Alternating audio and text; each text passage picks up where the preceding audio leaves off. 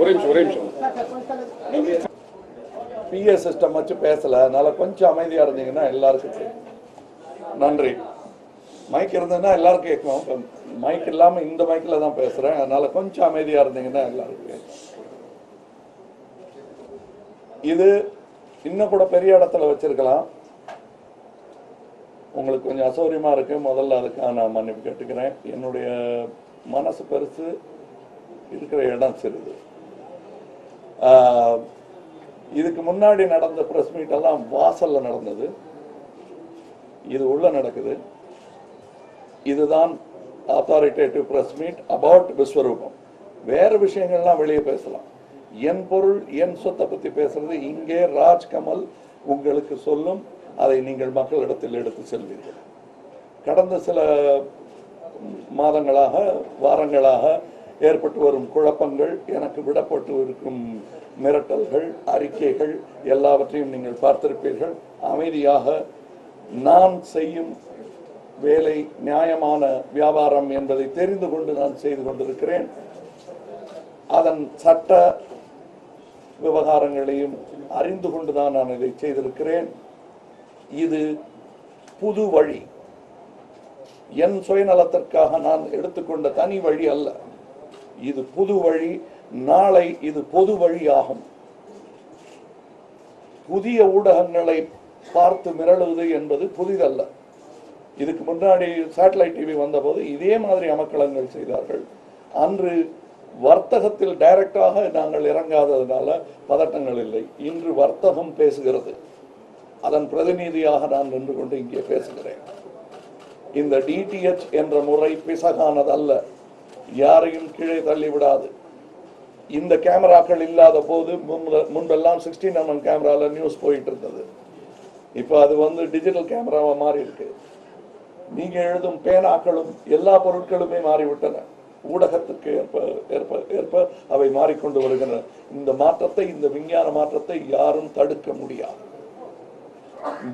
நியாயமான வியாபாரம் செய்திருக்கிறேன். என்னுடைய எக்ஸிபிட்டர்ஸுக்கு, திரையரங்க உரிமையாளர்களுக்கு எந்த பாதகமும் வராமல் செய்யப்பட்டிருக்கும் இந்த வியாபாரத்தை தடுப்பதற்கு அதிகாரம் என்பது யாருக்கும் இல்லை. இந்த படத்தில் வரும் பாட்டை நான் சொல்லி காட்டினால் உங்களுக்கு புரியும். இசை வெளியாகிவிட்டது. யார் என்று புரிகிறதா? இவன் தீ என்று தெரிகிறதா? தடைகளை வென்றே சரித்திரம் படைத்தவன் ஞாபகம் வருகிறதா? யாருக்கும் அடிமை இல்லை, இவன் யாருக்கும் அரசன் இல்லை. இதுதான் நான் சொல்ல வரேன். பாட்டிலையும் அதை தான் சொல்லியிருக்கு. கொஞ்சம் டிராமாட்டிக்கா சொல்லணுங்கிறதுக்காக உங்களுக்கு சொல்றேன். நான் அதையே தான் நானும் சொல்ல வரேன். இது நேர்மையாக நடத்தப்படும் தொழில். இதுக்கு மிரட்டல் விடுக்க கூடாது என்பது என்னுடைய எண்ணம். வேண்டுகோள், அறிக்கை அப்படிலாம் சொன்னோன்னா அது குழப்பங்கள் வருது. என்னுடைய வியாபாரத்திற்கான அஸ்திவாரத்தை அமைத்துக் கொள்ளும் உரிமை எனக்கு இருக்கிறது. இங்கே என் மீது அறிக்கை விட்டவர்கள் பால் நான் விடுத்த நோட்டீஸ் இங்கே இருக்கிறது. வழக்கு விடுமா? இது இந்த அறிக்கை நோட்டீஸாக என்னுடைய வக்கீல் சதீஷ் பராசரன் அவர்கள் இந்த அசோசியேஷனில் பொறுப்பில் இருப்பவர்கள் பால் தொடுக்கப்பட்ட வக்கீல் நோட்டீஸ். வழக்கம் தொடரும் தேவைப்பட்டால். இதுல ஒரே ஒரு இது காம்படிஷன் கமிஷன் ஆஃப் இந்தியா என்பதை பற்றி கேள்விப்பட்டிருப்பீர்கள். எல்லாருக்கும் சமதளத்தில் தங்கள் வாய்ப்புகளை தேடிக்கொள்ளும் ஒரு லெவல் பிளே கிரவுண்ட் என்று சொல்வார்களே, அதை ஏற்படுத்தி கொடுக்கும் காம்படிஷன் ஃபேராக இருக்க வேண்டும் என்பதை நினைத்து அரசாங்கம் ஏற்படுத்திய சென்ட்ரல் பாடி இந்த இதுல ஆங்கிலத்தில் படிக்கிறேன், அது தமிழாக்கம் நீங்களே பண்ணீங்க. என்னுடைய தமிழாக்கம் தவறாக இருந்து விடக்கூடாது. The findings of the Honorable CCI are squarely applicable to the facts of the present case and fully binding on each of your notices, and in light of the above judgment of the CCI, the action taken by you in passing the resolution dated 2012 is in deliberate disregard of the law laid down by the statutory regulator.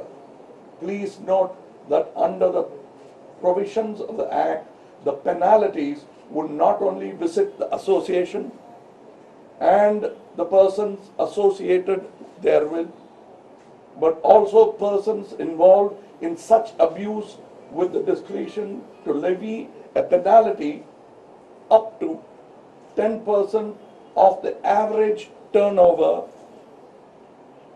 for the last 3 preceding financial years upon such persons.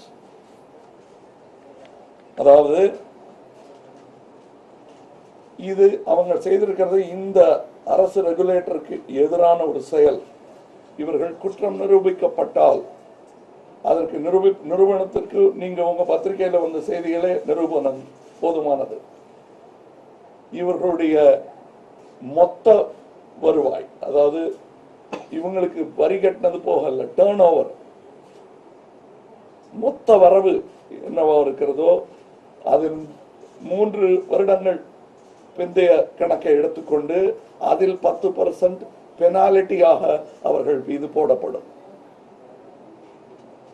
15 கோடி சம்பாதிக்கிறவங்களா இருந்தா 3 வருஷம் 15 கோடி சம்பாதிச்சிருந்தீங்கன்னா 45 கோடியில 10% 4.5 கோடி கொடுக்க வேண்டியிருக்கும். 100 கோடி சம்பாதிச்சிருந்தீங்கன்னா அதே 10% கொடுக்க வேண்டியிருக்கும். அதாவது 100 கோடி வருஷம் சம்பாதித்திருந்தால் அந்த 300ல 10% கொடுக்க வேண்டியிருக்கும். அவர்களுக்கும் சட்ட வல்லுநர்கள் தெரிந்தவர்கள் இருப்பார்கள், அவங்கள்ட்ட கேட்டு தெரிஞ்சுக்கலாம் அவங்களுக்கு இதில் இருக்கும் நியாயத்தை. இது சட்டத்தின்படி நேத்தி எங்கிட்ட சில வேண்டுகோள்களை விடுத்தார்கள். இது சட்டப்படி நான் எடுத்த ஒரு முடிவு. நேசப்படி நியாயப்படி நான் எடுத்த முடிவு என்னங்கிறத நான் சொல்றேன். என்னுடைய சௌகரியத்திற்காக ரிலீஸை தள்ளி வச்சிருக்கேன், யாருடைய ஆணைப்படி அல்ல.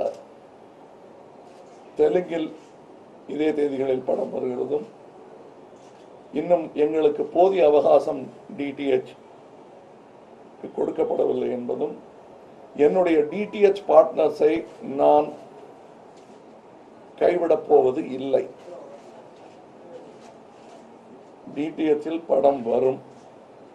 இண்டஸ்ட்ரி நலன் கருதி என்னுடைய நண்பர்கள் கேட்டுக்கொண்டதன் பேரில் பிரீமியருங்கிறத மாற்றி அதே தேதியில் வர வையுங்கள் என்று சொல்லுகிறார்கள். இது நலம் பயக்கும் எனில் யோசித்து அந்த முடிவையும் எடுப்பேன். இந்த முடிவை எடுக்க வேண்டியது நானாக இருக்க வேண்டும். காரணம், இது என்னுடைய பொருள், இது எனது அங்காடி, அவர்களதும் தான், ஆனால் பொருள் எனது. இதை விற்கும் பொறுப்பும் அருகதையும் எனக்கு மட்டுமே இருக்கிறது என்று நான் நம்புகிறேன். முக்கியமாக உங்களுக்கு சொல்ல வேண்டிய செய்தி, இந்த படத்தின் ரிலீஸ் தேதியை நான் அறிவிப்பேன்.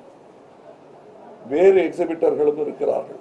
அவர்களுக்கும் நியாயமான முறையில் தொழில் செய்யும் எனக்கு உதவிகள் அளிக்க அவர்கள் முன்வருவார்கள், என்னுடன் பங்காளிகளாக மாறுவார்கள் என்ற நம்பிக்கை இருக்கிறது. அவர்களுக்கும் இந்த அழைப்பை விடுக்கிறேன். நியாயமான ஒரு தொழில் செய்து கொண்டிருக்கிறோம், அதை யாரும் தடை செய்ய மாட்டார்கள் என்ற நம்பிக்கையில் எனக்கு கொடுக்கப்பட்ட அறிவுரையின் பேரில் இதை நான் எடுக்கும் முடிவு.